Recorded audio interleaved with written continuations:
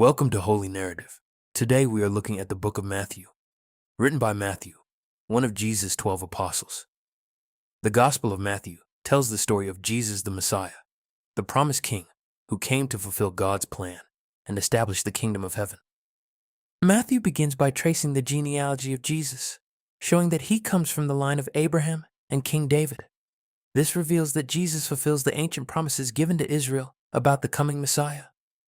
On a quiet night in Bethlehem, in a humble stable filled with the soft scent of straw, Mary cradles her newborn son, Jesus Christ, while Joseph watches over them protectively. Wise men from the east follow a star and come to worship him, bringing gifts of gold, frankincense, and myrrh.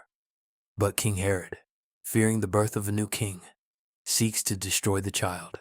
Joseph is warned in a dream and takes Mary and Jesus to Egypt until the danger passes. Years later, a prophet named John the Baptist appears in the wilderness. He calls the people to repent and prepare for the coming kingdom of heaven.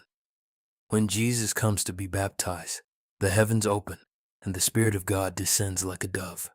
A voice from heaven declares, "This is my beloved Son, in whom I am well pleased." After this, Jesus goes into the wilderness for 40 days, where he is tempted by Satan. Yet through every temptation, he remains faithful to God. Jesus then begins his ministry throughout Galilee. He calls fishermen, tax collectors, and ordinary people to follow him. These men become his disciples and travel with him as he teaches the crowds. One of Jesus' most famous teachings is the Sermon on the Mount. Here, he teaches about humility, mercy, forgiveness, and righteousness. He begins with the Beatitudes, declaring blessings on the poor in spirit, the merciful, the pure in heart, and the peacemakers.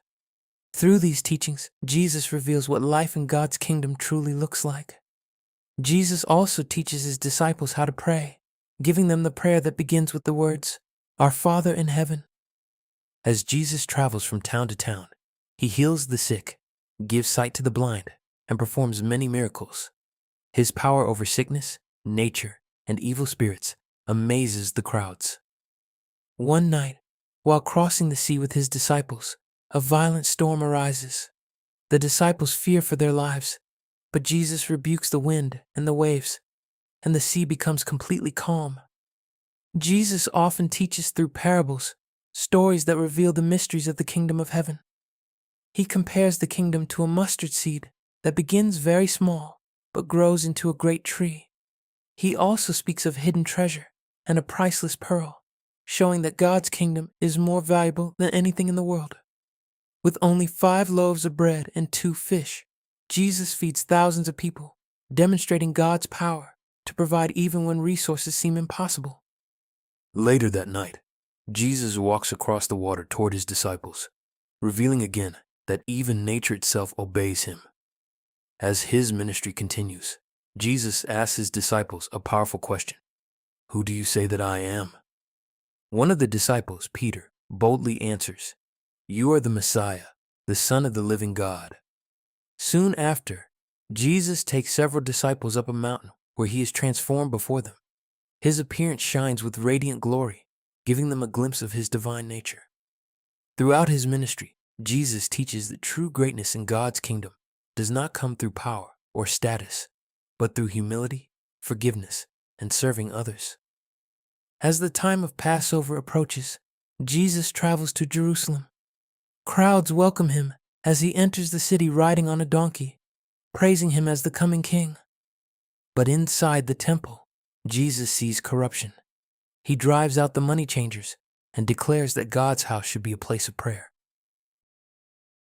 During the Passover meal with his disciples, Jesus shares bread and wine and explains that they represent his body and blood given for them.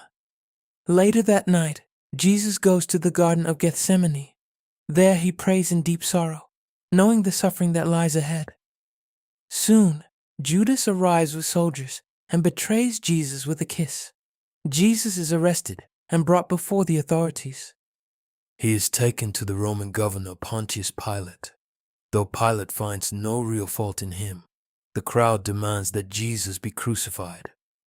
Jesus is beaten, mocked, and led to a hill where he is nailed to a cross. Though innocent, he willingly gives his life for the sins of the world.